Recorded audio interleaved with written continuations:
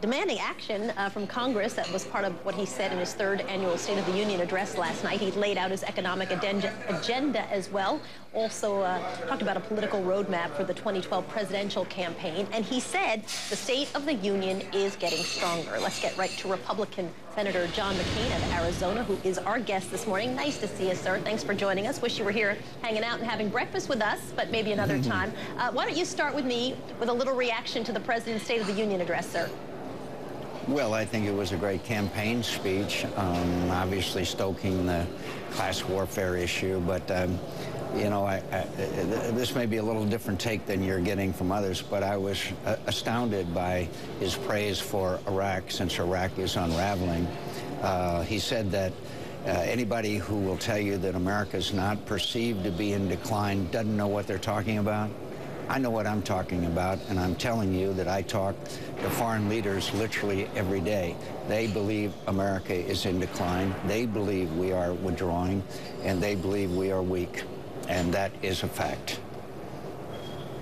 So what's the solution to that as we look toward the people who would like to replace President Obama? Go ahead. Well, the solution is to lead from in front.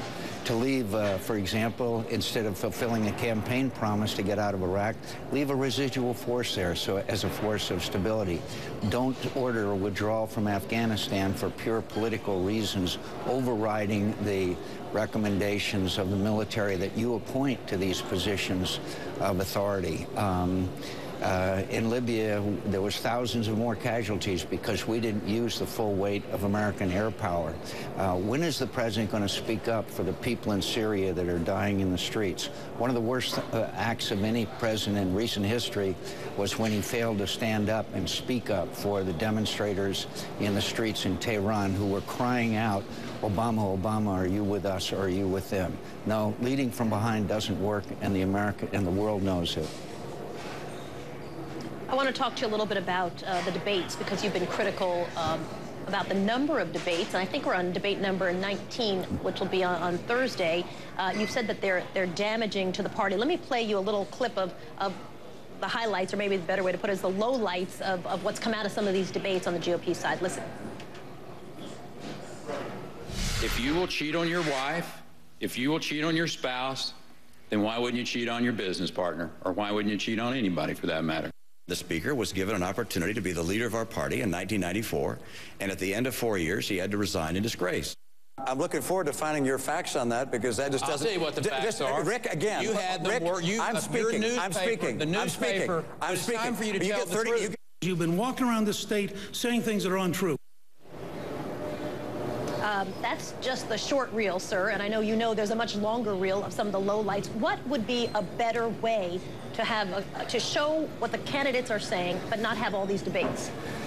Soledad, I think there should be a limited number of debates. It has now deteriorated into the kind of exchanges that you talked about. The purpose originally of debates were to give the candidates a chance to expose their agenda and view for the future of America, what they would do as president.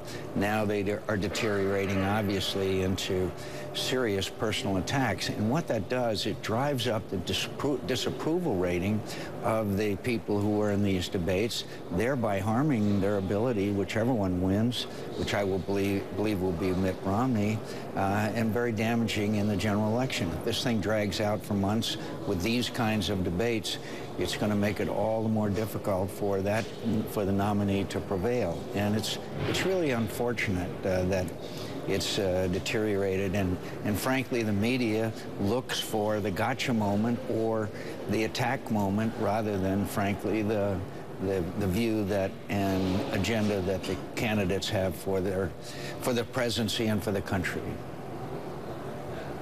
Let me ask you a question as you look toward the well, you know, that's a whole debate that I'd love to have with you, but we need much more time than we have right now, because I think you do raise a good point, but I don't think that that's the only point in that. But I want to move on for a moment and talk a little bit about your candidate. You've obviously been supporting Mitt Romney, and as he heads to Florida, Florida is a state that you won back in 2008, and you beat Mitt Romney. You came in with 36% of the vote there. He had 31%. What advice are you going to give him? He has had some major stumbles along the way. The tax issue for him is still a problem. What do you tell him going into Florida? Well, I think he's got to be very busy. I think that Florida is one of those states that's been hurt very badly, as Arizona has, by the housing crisis, and talk a lot about that, how we would keep people in their homes and stop them.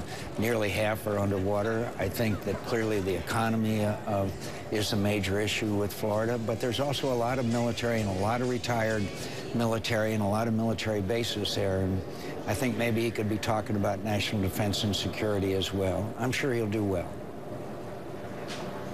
Senator John McCain, again, I'd like to have that conversation with you about the debate process, because I think we could do that in about 30 minutes and really cover a lot of ground. But let me just say, I understand why the media is covering it the way they are. I think it's the problem with way too many debates under circumstances that I think time could be better spent campaigning. Takes out a full 3 days out of your campaigning when you do that. 1 day to prepare, 1 day of it, and 1 day after.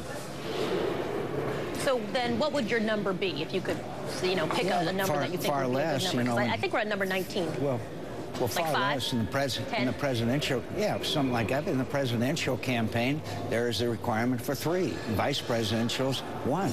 So we certainly have gone way beyond that number, as you know. Senator John McCain joining us. Nice to see you, sir. Thanks. Thank you. It's interesting. I think that it's